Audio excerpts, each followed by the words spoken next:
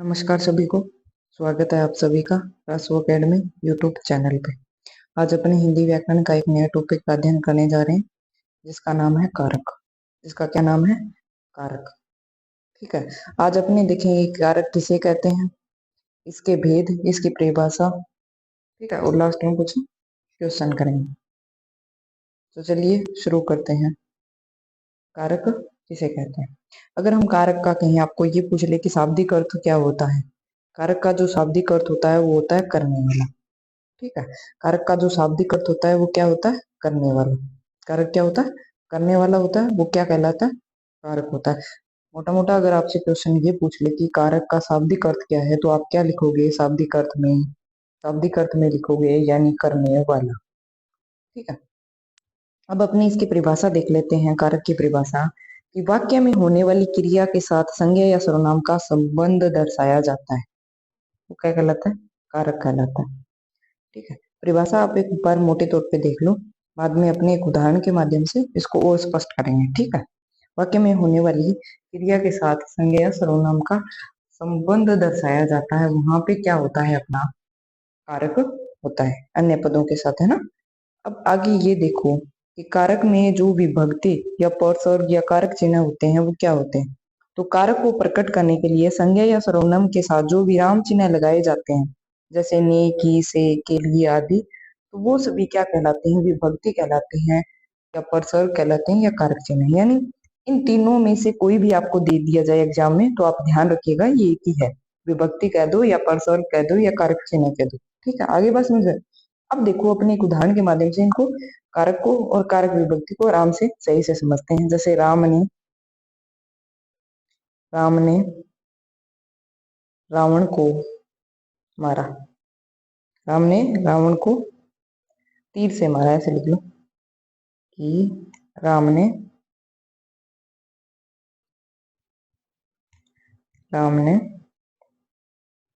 रावण को तीर से मारा। ठीक है। ठीक है, तीर से मारा, ये अपना वाक्य है। अब इसमें ये देखो, ये जो राम है ये अपना क्या कहलाएगा? ये अपना कहलाएगा कारक। अब ये कौन सा कारक है वो अपने आगे विस्तार से देखेंगे। ठीक है।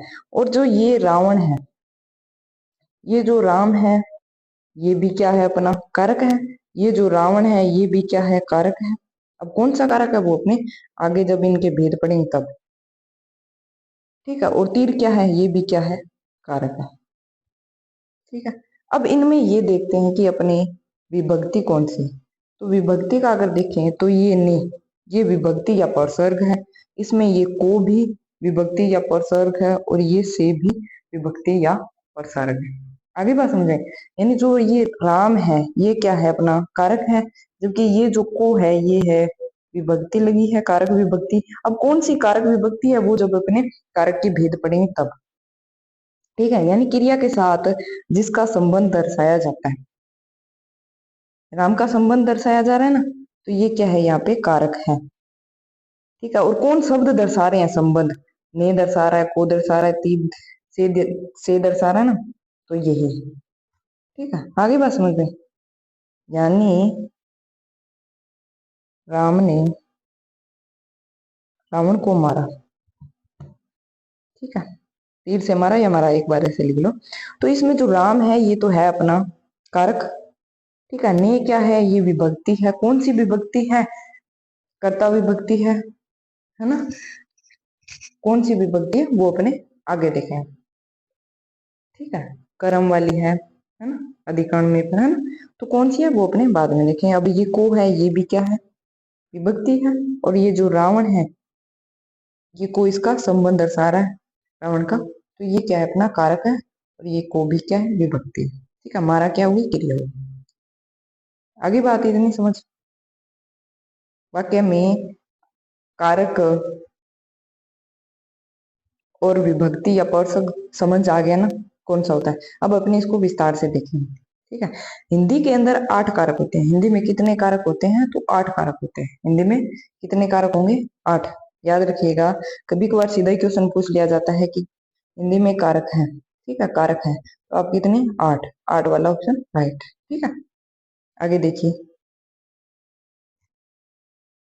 सबसे पहला अपना जो है कर्ता कारक। कर्ता कारक का जो विभक्ति चिन्ह होता है, यानी पहचानने का वाक्य में कि कर्ता कारक कौन सा है, तो वो ने है। ठीक है, तो ने जो कर्ता कारक अगर आ जाए, विभक्ति आ जाए ने कर्ता कारक की, तो इससे पहले जो भी शब्द आएगा वो हमारा क्या होगा, कर्ता कारक होगा। और ने ये विभक्ति है। ठीक है, कर्ता कारक की विभक्ति है ये, यानी कर्ता कारक की पहचान है कि जहां पे ने विभक्ति है। ठीक है, और जो ये ने विभक्ति आएगी उससे पहले जो भी शब्द होगा वो क्या होगा, अपना कर्ता कारक होगा। ठीक है, कर्ता का अर्थ होता है क्रिया को करने वाला। आगे देखो कर्म कारक। कर्म कारक का जो विभक्ति चिन्ह होता है वो होता है को, जिस पर क्रिया का प्रभाव पड़ता है, यानी कर्म जिस पर क्रिया का प्रभाव पड़ता है। आगे बात समझ में, यानी ये आपको एज इट इज याद करने पड़ेंगे। कर्ता ने कर्म को बार बार जब रिपीट करो याद हो जाए। करण से या के द्वारा, यानी जिस साधन से क्रिया संपन्न हो रही है वो किस में आता है, करण में। यानी जो से है विभक्ति कहीं अपने वाक्य में दिखाई दी, उससे पहले जो भी शब्द होगा वो क्या होगा, करण कारक होगा। ठीक है, अगर आपसे विभक्ति पूछ ले तो आप बता ही दोगे किसे विभक्ति आ रही है, यानी कि यहाँ पे करण कारक है विभक्ति के आधार पर। ठीक है, अब आपसे ये पूछ ले कि वाक्य में करण कारक कौन सा है, शब्द पूछ ले आपसे, तो करण कारक कौन सा बताओगे आप, जो से पहले शब्द आता है। जो से पहले जो शब्द आ गया वो क्या होगा, करण कारक। ठीक है, आगे देखो संप्रदान को के लिए, यानी जिसके लिए क्रिया की जा रही है वहां पे क्या होगा, संप्रदान कारक होगा। यानी संप्रदान कारक यानी को के लिए, यानी जिसके लिए अपने क्रिया कर रहे हैं। ठीक है, अपादान यानी अलग होना, पृथक्करण का भाव होगा। फिर से पता कहता है ना, तो जहां पे अलग होने का भाव हो वहां पे क्या होगा, अपादान कारक होगा। संबंध कारक यानी किसी के साथ, जैसे ये पेन मेरा है ना, ये पुस्तक में है, तो संबंध का की के रा रे री, रा री रे।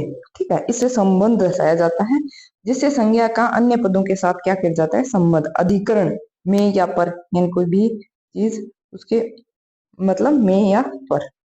अधिकरण का मतलब में या पर, यानी क्रिया के होने का आधार या स्थान जहां पे होता है ना। संबोधन का देखो 8 नंबर, कि हे ओ अरे, यानी जब भी अपने किसी को पुकारते हैं तो उस संबंध में हम संबोधन कारक का क्या करते हैं, यूज करते हैं।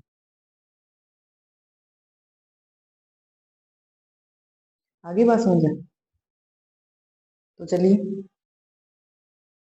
आगे देखते हैं। सबसे पहला अपना कारक है कर्ता कारक, कर्ता नहीं। ठीक है, इसका जो विभक्ति क्या है, नहीं। ठीक है, संज्ञा या सर्वनाम के जिस रूप से क्रिया के करने का बोध होता है। ठीक है, राम ने पुस्तक पढ़ी, यानी क्रिया की ना, राम ने। ठीक है, तो क्या पढ़ी, राम ने पुस्तक पढ़ी। अब अपने को ये पता चल गया नहीं आया, तो नहीं आया इसमें कौन सा कारक होगा, कारक होगा इसमें कर्ता कारक। ठीक है, ये विभक्ति नहीं आई, तो ने से यानी इसमें कर्ता कारक है। अब बाई चांस अपने को नहीं पता चल रहा है इसमें कर्ता कारक है कर्म कारक है, तो अपने क्या करेंगे, इसमें जो क्रिया है पढ़ना है ना, पढ़ी, उससे क्या करेंगे हम, कौन या किसने, ये लगा के प्रश्न करेंगे। किससे करेंगे ये प्रश्न, क्रिया से करेंगे। क्रिया से क्या करेंगे, प्रश्न करेंगे कि कौन या किसने। तो पढ़ी, यानी राम ने पुस्तक पढ़ी, तो किसने पढ़ी। जब हम ये बोलते हैं तो आंसर क्या आएगा, राम ने पढ़ी। तो राम क्या हो गया अपना, यहाँ पे राम हो गया अपना कर्ता कारक। ठीक है, अब आगे है कि मोहन ने पानी पिया, तो किसने पिया, मोहन ने पिया, तो मोहन यहाँ पे हो गया अपना कर्ता कारक। तो ये याद रखिएगा, अगर मान लो आपको विभक्ति चिन्ह ने नहीं दिया गया है कर्ता कारक का, तो आप क्या करोगे, उससे जो भी क्रिया हो रही है उससे क्या करोगे, प्रश्न करोगे, क्या लगा के, कौन या किसने लगा के क्या करोगे, प्रश्न करोगे। याद रखिएगा। अगला देखो कारक अपना है कर्म कारक। कर्म कारक किसे कहते हैं, संज्ञा या सर्वनाम के जिस रूप से क्रिया के व्यापार का फल पड़ता है उसे कर्म कारक कहते हैं। यानी संज्ञा या सर्वनाम का जो रूप होता है उसमें क्रिया के व्यापार का जो फल पड़ता है जिसपे, वो क्या होता है, कर्म कारक होता है। जिस शब्द पे भी क्रिया के होने का जो फल पड़ रहा है वो क्या होगा, कर्म कारक होगा। जैसे कर्म का क्या चिन्ह होता है, को। कर्म का जो विभक्ति चिन्ह है वो क्या है, को है। तो यहाँ पे देखो को आया, तो राम ने रावण को मारा। किसको मारा? रावण को मारा। तो यहाँ पे जो रावण है वो तो हमारा क्या हो गया? कर्म कारक हो गया। ठीक है, और विभक्ति यहाँ पे आ रही है को। ठीक है, अब मान लो हमें वाक्य में नहीं, तो छात्रों यहाँ पे क्या हो गया?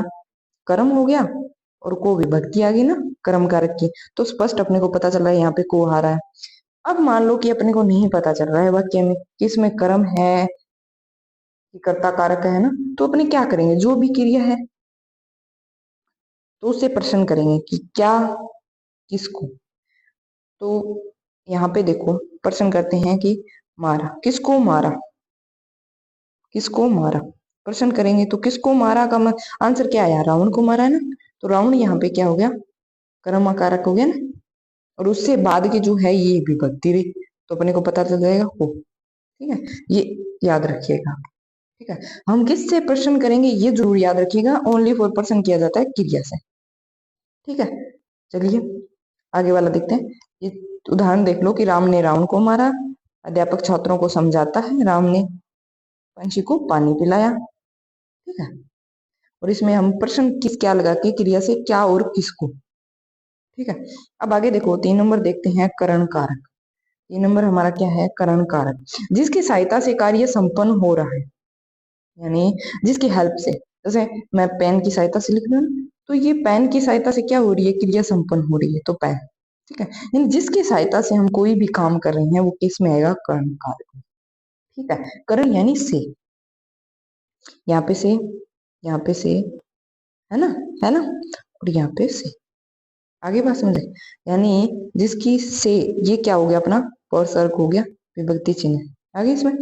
तो मनुष्य कान से सुनते हैं, तो अपने जो क्रिया से प्रश्न करेंगे सुनते हैं। ठीक है, तो किससे सुनते हैं?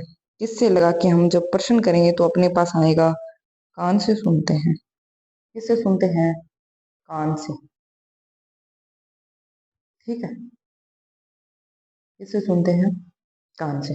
तो किससे लगा के हम क्या करेंगे? प्रश्न करेंगे किससे लगा के, याद रखिएगा। ठीक है, मैं पेंसिल से लिखती हूँ। किससे लिखती हूँ? तो पेंसिल से लिखती हूँ, वहां पे कर्ण। ठीक है, आगे बात समझे?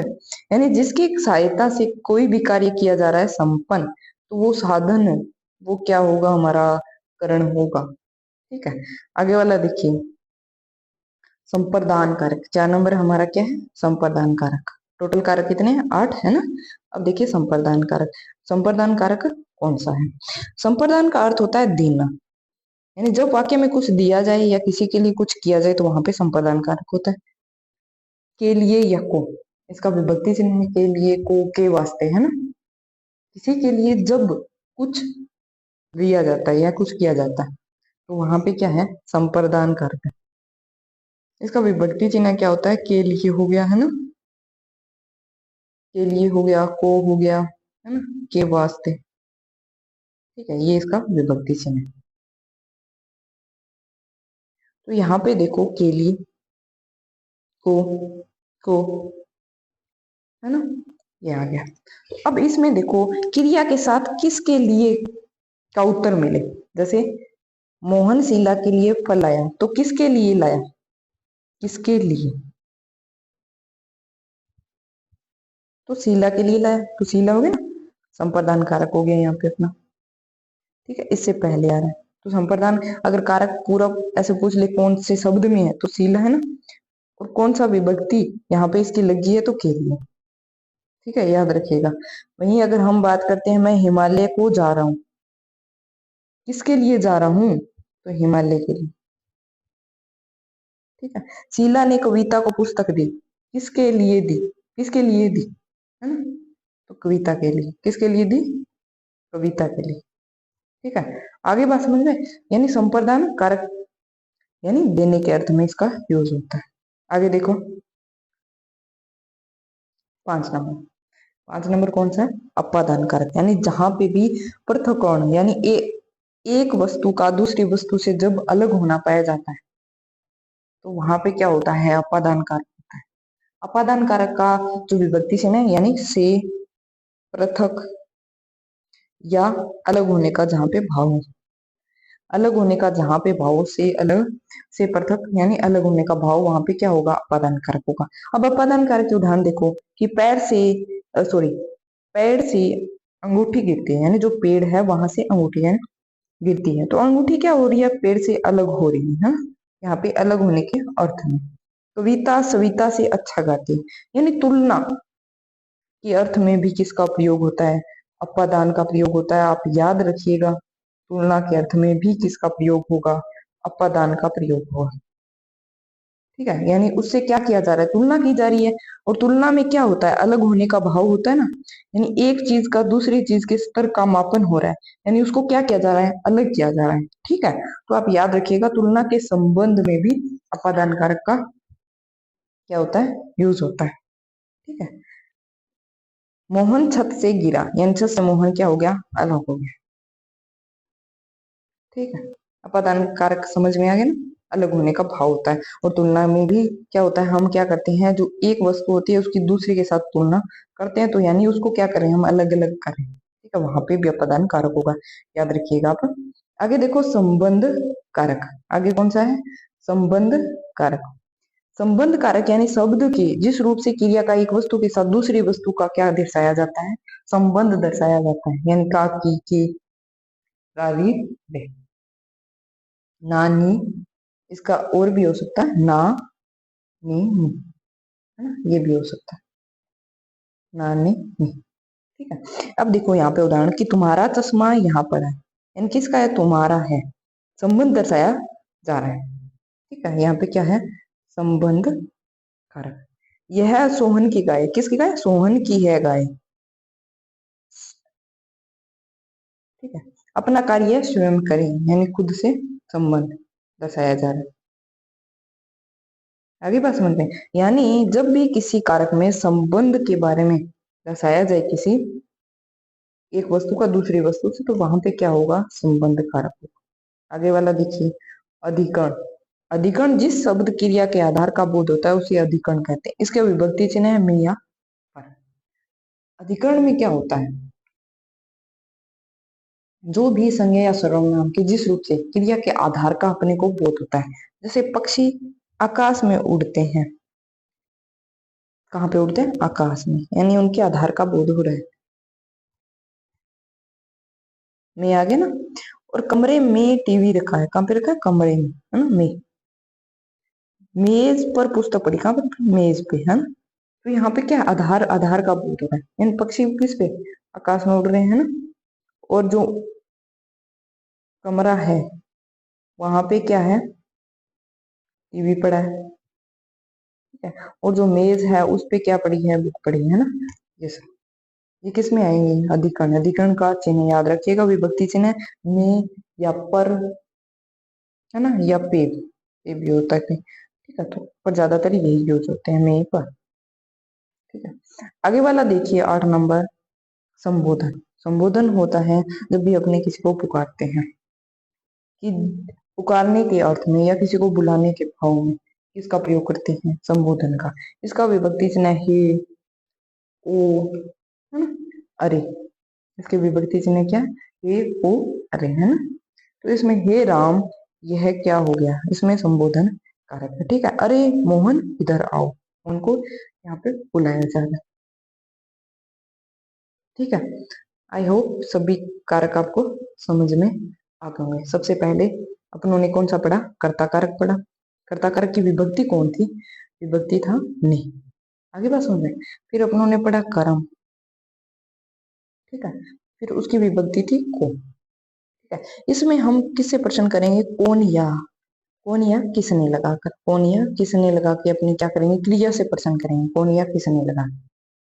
ठीक है, और कर्म कारक में क्या था, को था, तो इसमें अपने क्या करेंगे, क्या और किसे, क्या और किसे लगा। ठीक है, क्या और किसे लगाकर, तो कर्म का क्या हो गया, कर्म का क्या होगा, वो कर्ता ने। ठीक है, कर्म को। ठीक है, फिर उसके बाद कौन सा है, करण। करण कारक का क्या था, से, याद करिएगा, और आगे संप्रदान। संप्रदान का क्या था? के लिए, है ना, को या जिसके वास्ते हो रहा है ना, संप्रदान हो गया। फिर अपादान, में क्या था? अपादान में क्या था? अपादान में क्या था? अलग होने का भाव। अपादान में क्या था?